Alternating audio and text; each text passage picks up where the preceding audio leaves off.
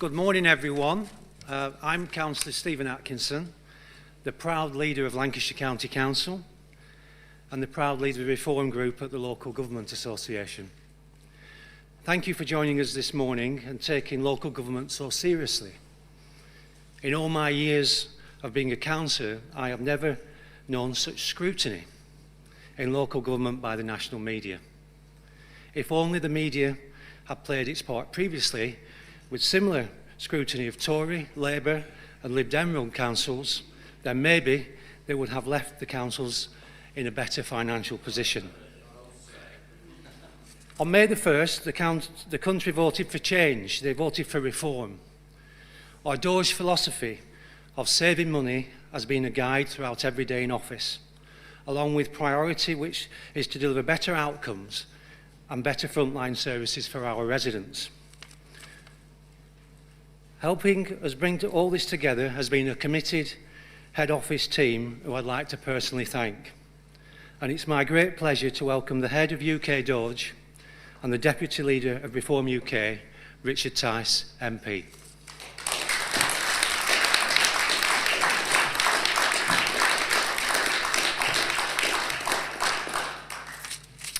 Good morning, everybody, and thank you, Stephen, for those kind words. Now, in the corporate world, if a new chief exec is appointed to a failing, troubled company, then after a few months, give or take 6 months, they'll give an update to shareholders and investors about what they've found, what the problems are, what the solutions are, and how long it will take.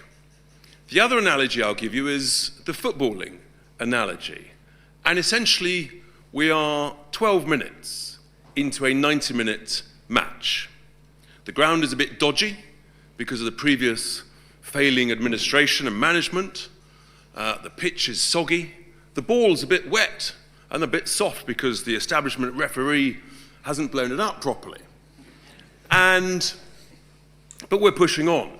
And already after just 12 minutes, we're in the lead. And it's fair to say that the opposition can't quite believe it. Yes, we've had a couple of slips on the soggy pitch. We've had a couple of missed tackles. But actually, we're leading well. In fact, it's a high-scoring game so far. We've scored 55, and our opponents, a slightly strange coalition of Labour and the Conservatives, they've scored 29. And we've peaked last week. Well, I hope we haven't peaked, but we made great progress with a record win just last Thursday, where we secured almost 66% of the vote in a council by-election in my constituency of Boston and Skegness. Not that I'm biased, but I think that's a sign that we appreciate the enormous interest from the enthusiastic press who've been baying from the sidelines of the pitch, led by those political gurus, Gary Lineker and Gary Neville. But actually, you can see how this scrutiny, this accountability, we've got no problems with that. We welcome it, as Stephen indicated earlier. We said when we campaigned for these elections that we would stand on a platform of saving money, cutting waste, and identifying major issues. And today I'm going to be pretty candid with you. About 1 in 5 of all councils, not ours, but of all councils, are in extreme financial support. Within 4 or 5 years, almost 50% of councils will be basically bankrupt, where essentially their deficits are greater than their reserves. The direction of travel is very bad indeed. It doesn't need to be this way, but fundamental change is required. And what we're identifying is, yes, we can save money in numerous areas, but there are other areas where actually there is a change of regulations and statutes that are required. And if this government doesn't do it, then a reform government, after the next general election, will urgently bring in major reforms to local government in order to achieve this. Now, you recall a couple of months ago, I gave a press conference about what we've identified with regard to the local government pension schemes, where we have discovered, nobody else had previously, significant overcharging to a factor of at least 5, and massive underperformance. And I think it's fair to say since then, the investment management industry is a little bit grumpy with me. That's fine. But also, the numbers, the underperformance to the 5 years to March 25 are even worse than we feared. Just in our councils alone, the underperformance relative to the benchmark that I set, £2 billion every year for the last 5 years. This is the big one. This is the most significant sum of money of everything that we are looking at just across our councils. And that's why we're taking it incredibly seriously. We've also got genuine concerns about what's going on with some of the consultants and also the valuers, the people doing the actuarial valuations. Frankly, they should be done every year, not every 3 years. But what we've discovered is a concern, a genuine concern, that some of these valuers are deliberately overvaluing the future liabilities and undervaluing the future assets in order to keep the employer contributions unnecessarily high. The cynic might say, that's very nice, that keeps the assets under management higher, that keeps the fees higher. So we're going to keep challenging and keep pushing, because if we get the employer contributions right, and when we discover that in one council that's adopted a very similar policy to our plans, their employer contributions now are almost zero. And when we discover that another very well-run council pension fund, I talked about getting fees down to 10, 11 basis points, to discover that actually one is doing better down at 4 or 5, why on earth the investment management industry thinks it's acceptable to justify 50 basis points or half of 1%, that beats me. So pensions is a huge one, and we are addressing that very, very seriously. Now, the second item I want to cover is the savings that we've got stuck into. And some of you have reported this morning, we've identified and starting to achieve savings of well over £300 million that we've identified and secured so far. Now, some of those are into the future, some of them are quite long, and I personally have been involved in a couple of those negotiations. We said we didn't accept one of the waste contracts that was proposed, despite the recommendations from officers, and a few weeks later we've secured a long-term reduction of over £70 million. Being a real estate guy, I'm taking particular interest in some of the property stuff, and when our councillors are being essentially sort of gently bullied by officers to say you've got to do this property deal, which could cost 30, 40, 50 million quid, and they gave me a buzz and I went rushed up to look at it, I said, under no circumstances should you do that deal. That's the sort of real world, real experience that we are bringing to this space. Whether it's IT contracts that don't need to have 11-year notice periods when you could achieve 3 to 6 month notice periods and the like. We're making major, major renegotiations as contracts come up for renewal. Potholes are incredibly important. 136,000 potholes later, we're very pleased with progress. And that has a real impact, for example, on reducing the claims that councils are starting to pay. So we're making good progress, but there's a huge amount more to do.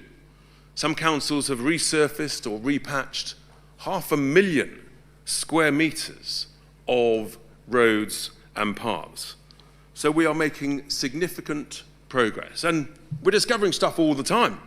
When we discover that some charities and community interest companies almost have like a free range just to draw down under some framework agreement, 500,000 here, 1 million there, with almost no accountability, no approval process, no responsibility, we're saying, what's going on? Stop. Which brings you on to a thing called delegated powers. We're finding some officers, they have these large delegated powers, £1 million plus, and they sort of view councillors as like cherries on the cake, just be sort of waved at and patted on the head occasionally. That is not acceptable. We are negotiating hard on behalf of the taxpayer. And the third key item I want to raise this morning is the really, really important and difficult issue of SEND, special educational needs and disabilities for children. This is actually, it goes to the core of who we are. And actually for me, it's also quite personal. A very dear friend of mine who had not one but two children in a wheelchair, the struggles that he had and his wife to secure the provision that they obviously needed was extraordinary. And in my own extended family, young lad at primary school, told he would need a bit of extra support, and he got that at school. He was never going to be an Oxbridge candidate. Didn't go to uni, done brilliantly, fantastic job, doing well. To be told by a psychologist in your early 20s that you've got a problem, that you're labelled, that you need to take medication is frankly, and that medication might be for the long term, I think that's outrageous. And what is going on is that SEND is in crisis. And I've been specifically asked by council officers, directors of services, to tell it as it is. We all want the very best provision for the most deserving. I reiterate that absolutely. But there is a crisis of overdiagnosis of children with neurodiverse issues. And you can come up with all sorts of new labels. But when you hear that EHCPs, educational health and care plans, are 3 times the level they were 8 to 10 years ago, and that they're increasing in many councils now by between 8 to 10% a year, you say, hang on, our beloved children, they are not 10% more in need every single year. Basic common sense tells you that. So you say, what is going on? What is going on here with this overdiagnosis? And there's a whole bunch of factors. But the state and all of us, we're all suffering. In a sense, we're being sort of, in inverted commas, we've been given a bad deal. But the people who suffer the most are the children. Since the Children and Families Act 2014, well-intentioned, we've no doubt, outcomes have got worse, in particular for the most needy. Think about that. 10 billion a year and counting and rising, and your outcomes are getting worse. And you get a situation where, in a sense, you've got taxi firms making off like bandits. I discovered a taxi firm, not in one of our councils, with a 4.2 million contract and only 10 drivers, apparently. Nice work if you can get it. Or they're not telling the truth. When you've got educational therapists and psychologists, they're doing so much reviews and assessments and reports, they actually haven't got time to do the intervention and the thought and the support and the therapy. That's coming from the Association of Directors of Children's Services. You know, this is seriously going wrong. And the government has announced a supposed white paper, but it has been delayed and the can has been kicked down the road. And one of the key issues here is these EHCPs. Middle-class parents are playing the game. In order to save the VAT on independent school fees, if you get an EHCP, you don't pay the VAT. So they're employing solicitors in order to file their claims. You've got other parents. If you get an EHCP, you qualify for PIP, which qualifies you for a motability vehicle. 3 years free insurance, servicing and recovery. That sits on the drive whilst you demand a taxi to pick your child up and take it to school. This is insane, and we have to call it out. No doubt there'll be a torrent of abuse pouring in, that's fine. Compared to net zero and Brexit, it is nothing. But we just have to be honest with people about what's going on here. It's just not fair. And it's not fair for the children most in need, who are not getting the provision they require in the speed they require it. And when I talk to the experts and teachers, they tell me children don't need an EHCP report every single year that might cost between £2,000 and £4,000 each one. You do the maths on 9,000 EHCPs in one council, it's 25 to 30 million quid. It only needs to be done once every key stage. This is serious money, and it's not going in the right place. and the outcomes are getting worse. And we can change this, the government can change this, and it's absolutely vital that they do. And in a sense, they have our support. And by me telling it as it is and making a constructive suggestion, what they should do, rather than be fearful of their own backbenchers, join a trial. Let's have a cross-party trial. You could take 1 or 2 councils that are led by each of the parties, and you could say for a year or 18 months, we're not going to do annual EHCP reviews. We're not going to allow taxis to take those children to school. Why? Because actually, children are better off being taken to school by their parents or with friends. Which does bring me on to the whole issue of the school transport, which needs a review. Most people will, I'm sure, remember that the School Transport Act was 1944. It's 80 years old. It's not unreasonable to have a review of it and to look again. And I think we should, and I think a cross-party consensus that this is a crisis that is completely out of control. And if we don't address it, folks, in 4 or 5 or 6 years' time, there'll be no potholes filled. There'll be no bins collected. All of the money will be going on send. And we all know that is totally unsustainable. So we're just being candid with people. Those are the 3 big things that I wanted to update people on today. The pensions, the sort of contract savings we're making, and send. And I think it's so important to be honest and candid about it. Changing send requires us changes to some of the legislation, and if this government doesn't do it, I promise you a reform government will. In terms of the future, well, there's some exciting opportunities. AI will help to improve customer service for council service users, taxpayers, and help with smarter processes. And I think everybody is looking forward to that, and we're talking to some very, very interesting specialists and experts who we want to put in competition with each other. That's why we'll use different people. Then the other area, which is exciting to me, is property portfolios. Billions and billions and billions of pounds of property is owned by these councils.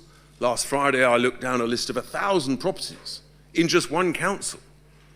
But I know that with better asset management, we can increase revenues, increase values, sell properties where suitable to pay off debt. So there's a huge amount of extra value to be achieved there. And then, of course, we all suffer from inflation, and I know the press are very focused on what our council tax rates will be next year. Well, obviously, no decisions have been made. People have got slightly ahead of themselves, seeing draft papers and the like. Plus or minus, I would expect that most of our councils will be, give or take, the rate of inflation.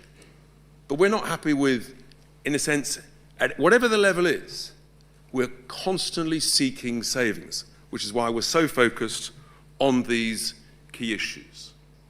What we do know is that there's a long way to go. There's a lot to achieve, and we're absolutely resolute. We will make whatever changes are required in order to reform local government to give better value for our customers, council taxpayers and voters. So 12 minutes in, we're going to come back to you on the 18th minute of our 90-minute match in 3 months' time to update you on progress. So that's where we are, and as always, we're delighted to take questions from our friends on the touchline in the media, starting with the BBC. Nick Eardley is here. Nick. Thank you, Richard. Can I ask you a bit more about council tax? What are you saying to reform council leaders who are thinking of putting council tax up by considerably more than inflation? And what do you say to voters who think that your job is to bring council tax down? And if I may, just the second one on the Home Secretary's statement in the Commons later. The government's promising what it says will be one of the biggest shake-ups to the asylum system in a generation. Do you think it goes far enough, and will you vote for it in Parliament? So on your first point, then, with regard to council tax, look, in a sense, I think people have got ahead of themselves. We're working closely with all the councillors, the leaders, helping identify savings. There's a lot to be discussed about employer contributions. There's a lot of work to go. I think Some of the numbers that have been banded around are just wrong. But ultimately, of course, we're here to help and advise. It comes down to the elected councillors. They have to make the final judgment. There's that old expression, advisors advise, directors decide. And in this instance, it's the council leaders and their elected councillors that make the final decision at the final moment, which is some way ahead. But as I say, plus or minus the rate of inflation, which at the moment is give or take 3.7, 3.8%. Some people think it may drop, who knows. With regard to the Home Secretary, she's beginning to sound as though she's sort of putting an application for vetting to join Reform.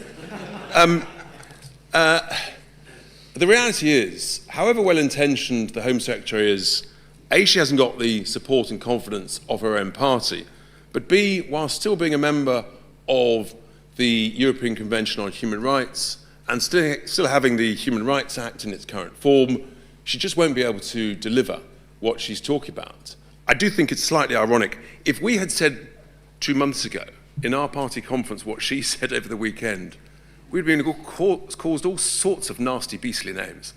But I'm sure she's well-intentioned, but I don't think it'll amount to a row of beans. Olivia Utley, GB News. Thanks. I understand that individual councils need to make individual decisions on council tax, but your leader, Nigel Farage, said that doubling council tax on second homes was madness, which makes it sound as though Reform is ideologically opposed to doing that. Can you reassure second homeowners that that's not something you'll be doing in your councils? Thank you. So look, at the end of the day, individual councils will make their own individual judgments. This is a democracy, it's not a dictatorship. They welcome our thoughts and advice and guidance. And there may well be specific reasons why specific councils make specific judgments. Overall, the key focus has to be on getting best value so you keep these bills as low as possible. If we achieve the sort of things and potential and the savings when you change legislation and the like that I've talked about and will continue to talk about, then actually I think we're into a whole different space about where council tax bills really should be. So that's the reality. Ultimately, every council is slightly different. It's got its own unique characteristics. And for those of you who think we've only got one flagship council, they're all flagships in our eyes. Carl Dinan from ITV News. Thanks, Richard. Carl Dinan from ITV News. If I can take you back to the migration announcement that we know is coming later today, do you agree with the Home Secretary that illegal migration is tearing Britain apart, or do you think she's agreeing with you? Well, I think she is talking the language of concerned Reform voters, members, and elected representatives. And she's reflecting the concern. If you talk to anybody on any high street up and down the country, they are deeply, deeply concerned about illegal migration, the scale and speed of legal migration, and the scale of illegality and criminality on every high street. And the BBC did a splendid job following up what I said 3 years ago about Turkish barbershops and money laundering on our high streets. And it's of a colossal scale. And so those are the genuine concerns of ordinary folk who know that something is very, very badly wrong, where you've got shops, barbershops, vape shops, mini-marts appearing on every high street, clearly staffed by people who are probably on the most minimum level of wage, way below the actual legal minimum wage. And that's of concern to everybody. And when there's no customers going in, you think, how can it stay afloat? So, yeah, it's a real problem. It's a real concern for everybody. Rob Powell, Sky News. Hi, thank you very much. It hasn't been smooth sailing in all of your council areas. I wonder why you think you've lost quite so many councils in Kent. I wonder if the leader of Kent might like to comment on that as well. And just on migration, what the language we're getting from the Home Secretary is a lot tougher than we're used to from this Labour government. Are you a bit worried that this new hardline Home Secretary might succeed? Has she shot your fox? Thank you. So look, with regard to councillors, look, councillors come and go. We've welcomed lots of defections to Reform from all over the place. But ultimately, people have to abide by our principles and our values, and we are a team. We're a large family, and like all families, we have our debates, our discussions, our excitements, but those are always best played out behind closed doors. And when you've got 1,000 councillors, give or take, or just under, stuff will happen. But when you look at the results we're getting, as I mentioned last Thursday and week in, week out, I think the voters are speaking at the ballot box. They want more reform, not less reform. With regard to the Home Secretary, we wish her well on behalf of the country. Migration, illegal migration, is the #1 concern, without question. Has she shot our fox? No, far from it. What we've done is we've essentially become the mainstream of the debate, and they're all trying to play catch-up. But we're still the most trusted party under Nigel's leadership with regard to migration, because actually we're the first people who have the courage to talk about it. And I think we've got a track record of being seen to do what we say and have confidence. So there's a long way to go. The people would love the Home Secretary to deliver what she's talked about, but when she's already being attacked by her own side, more than by us, she's got a problem. Martin Beck for the Daily Mail. Thank you, Richard.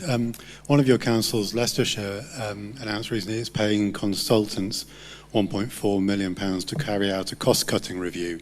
Is that something that you agree with, or do you think your DOGE unit could do the same for free? Thank you. Thank you, Martin. Look, the point is no one has a monopoly of good ideas. And inevitably, we actually want competition amongst ourselves to find out who's got the best idea on saving which process, using which AI, what smarter process. And the leader of Leicestershire County Council was absolutely clear that these consultants, they thought they could save tens and tens and tens of millions of pounds, possibly up to 75 to 100. Well, frankly, if they achieve that, then it's cheap at the price. If they fail, then there is a very substantial rebate. So, I think, in a sense, that's what it's all about. We'll do great work internally, we'll bring in consultants, and that's where we're going. So, we wish them well.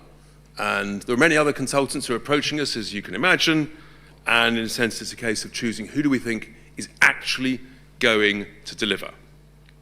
So, the Telegraph, Tony Diver.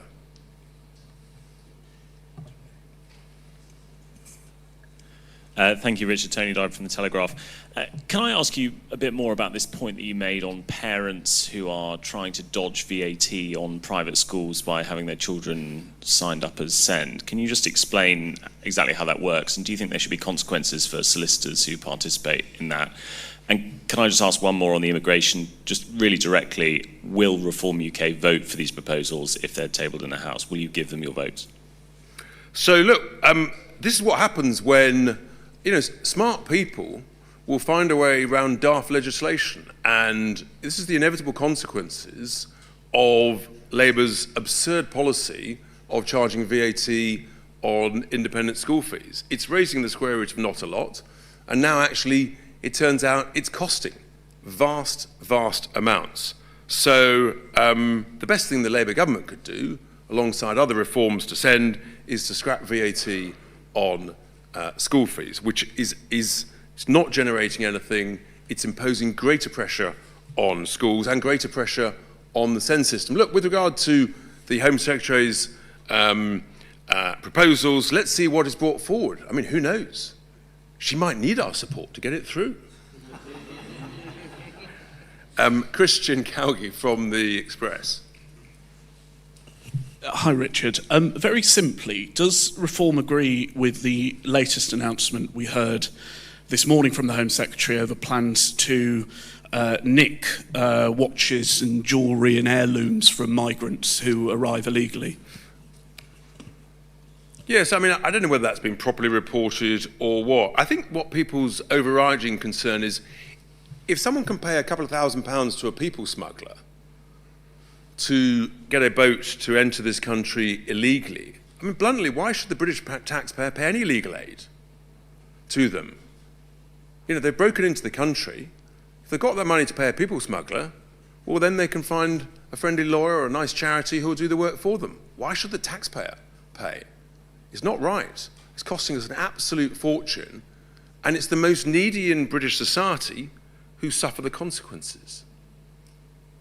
Ted Hennessy, PA. Hello. What can reform do to tackle what you describe as the colossal overdiagnosis of children with conditions such as ADHD? Thank you.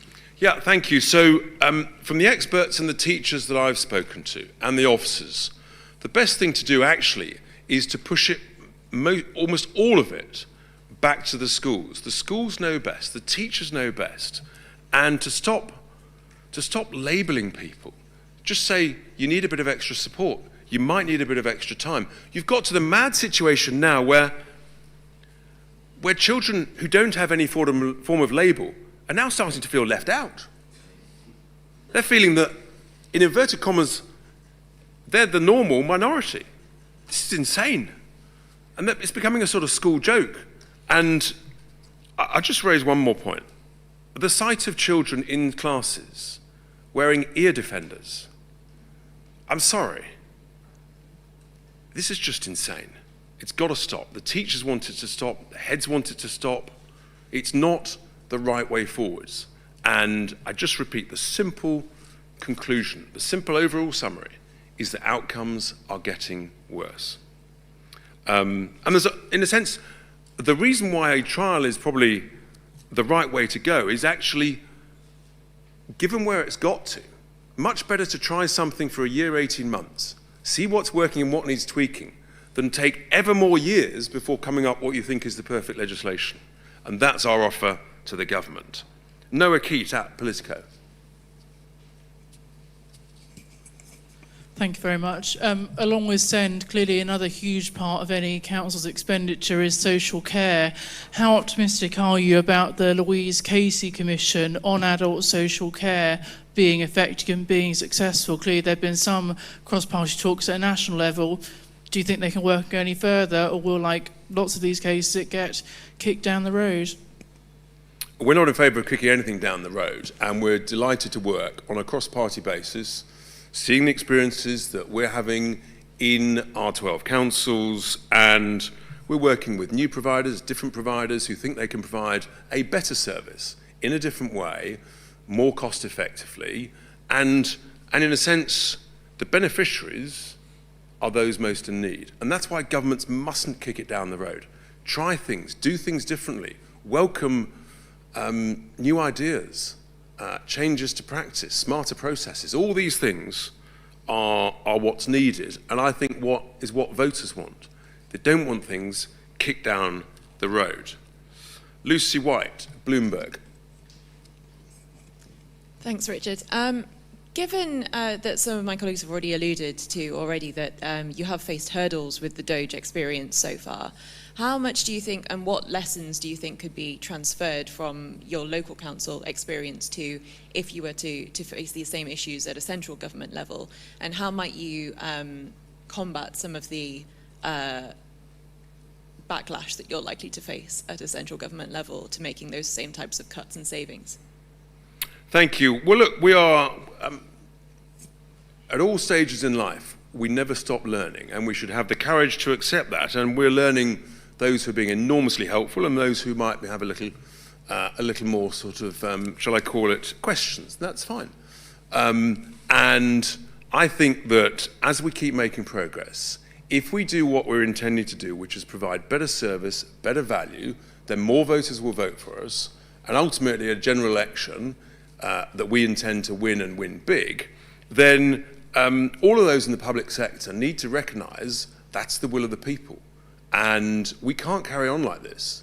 I mean, I talked earlier about councils going bust. The country is going bust. We've got no GDP growth. We've borrowed 100 billion in 6 months.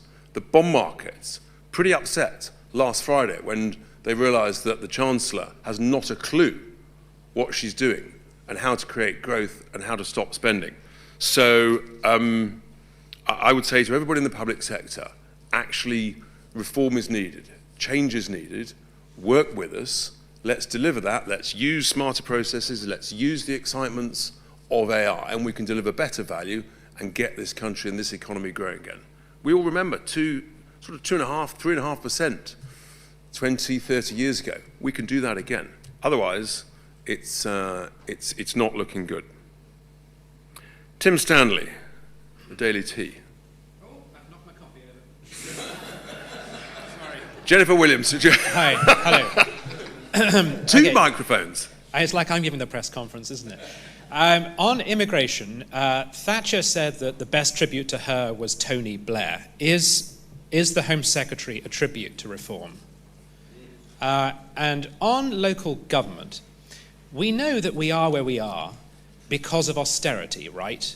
Because of cuts made by the coalition government, by people like Danny Kruger over there, that starved local government of money, and also because there were restrictions placed upon their ability to raise tax. So, given your experience of local government, given you can see the squeeze on things like social care, will you repudiate austerity economics? And if you're elected to national government, will you do the obvious thing and give more money to local government to help them to look after their people?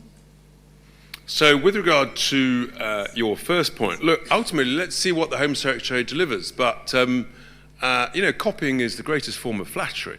And we like to lead fashion, we don't follow it. And I think that's what the Home Secretary is doing. With regard to the councils, absolutely the opposite of your diagnosis, which is totally fundamentally flawed.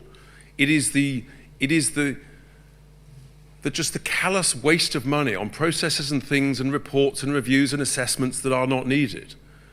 It is the issue of gold-plated defined benefit pension schemes that we have to have an open, honest discussion about for future employees. We're in danger of the whole UK economy becoming an unfunded pension liability with flaps. We just don't need to do a whole bunch of stuff that is being done. And that's how you make progress in the private sector, when you eradicate unnecessary processes, unnecessary cost centres, then all of a sudden you find actually you don't need to charge as much for a better product. And just imagine if we could go back to weekly bin collections. Instead, we hear from councils that they've got to do new food collections with a new different bin, which may well require a different lorry, at the tune of hundreds of millions of pounds. Is that going to improve our bin collections? I'm not really sure. So it's like the enhanced packaging tax this November. It's absurd. It's totally unnecessary. All of these things, scale it back, do what needs to be done, and do it well, do it properly. So I hear the question, but your diagnosis is 100% wrong. Jennifer Williams, the Financial Times. Hello, thanks. On SEND, I wondered if you could just provide a bit more detail about what reform would do to reduce the overdiagnosis of conditions like neurodivergence, and would that include repealing national legislation that has sort of helped lead to an increase in ECHPs? And on local government more broadly, you said that this is not a dictatorship in terms of reform, but you have also listed quite a few examples where you've personally intervened on financial decisions at council level. So who's actually politically running these councils? Is it the leaders or is it you? Thanks. Thank you. So with regard to EHCPs and things, yes, we're recommending to the government that the legal requirement by statute to carry out an annual review of EHCPs is unnecessary. It's $2 to $4 grand a pop, and it's consuming so much time and not providing any extra benefit in the vast, vast, vast majority of cases to the youngster, to the child. And I'm advised by the experts, once every key stage is, as a general rule, is enough. And that's why I say, look, to the government, accept our offer, do a cross-party trial basis and see what works. And I think we've got to have the courage to say, trust our teachers and the schools more. In a sense, it's sort of devolving the responsibility into power to those in the classroom and their seniors, as opposed to what you've got at the moment is a very adversarial relationship between the parent and the council, and then the teachers and the psychologists. We don't need this adversarial relationship. Make it a partnership at the classroom level, is what I would say. With regard to my own input, look, it's called experience, wisdom, advice, and when my advice is sought, I'm delighted to give it, and when people think they know best, that's absolutely fine too. But I have got sort of, crikey, 40 years of experience in real estate, so I'm not surprised when one or two people pick up the phone and say, Richard, do you think this is a good deal or a bad deal? And if it's a good deal, great. If it's a bad deal, I'll say so. So, thank you. Peter Walker, The Guardian. Richard, since we had so many questions about councils, can I ask about something else? The new head of your student organisation, the former academic Matthew Goodwin, has argued repeatedly on X that people from minority ethnic backgrounds are not necessarily British. He's defended this to us and said he completely stands by that point of view. This is a sort of view which was normally associated with the far right. Nigel has had a very close firewall on people and views of the far right, keeping out of his organisations. Has that now gone, or do you agree with Matthew? I just think your assessment is completely wrong. Matthew is putting out some really important messaging. You may or may not agree with all of it, any of it, or none of it. But that's the joy of free speech, that's the joy of challenge. And the very fact that reform has moved the whole debate on illegal immigration, legal immigration, shows that actually we're in touch with the wishes of the people. I know people have to sort of, all these sort of smear labels. I just think the message from the voters, voting for us in record numbers, tells a story. People have had enough of their hospitality, their generosity being ripped off and abused. So do you agree with Matthew? I can agree with Matthew on lots of things. Life would be boring if you agreed with absolutely everything. What would we talk about? But that takes me to last, but definitely not least, from the Mirror, my friends at the Mirror, Sophie Huskisson. Hi, thank you, Richard. So I just wanted to pick up in your speech where you spoke about someone you knew in their 20s being labelled and getting medication. You were worried they'd be on medication for life. Obviously, I don't know the specifics of what you're talking about there, but I just wondered if you could set out your position on maybe, was it children with SEND that you were referring to having medication? And a second, if I may, since last. YouGov polling last week found 60% of people in Britain support net zero policies. Do you admit that reform's plans to scrap net zero are not in line with what the public wants?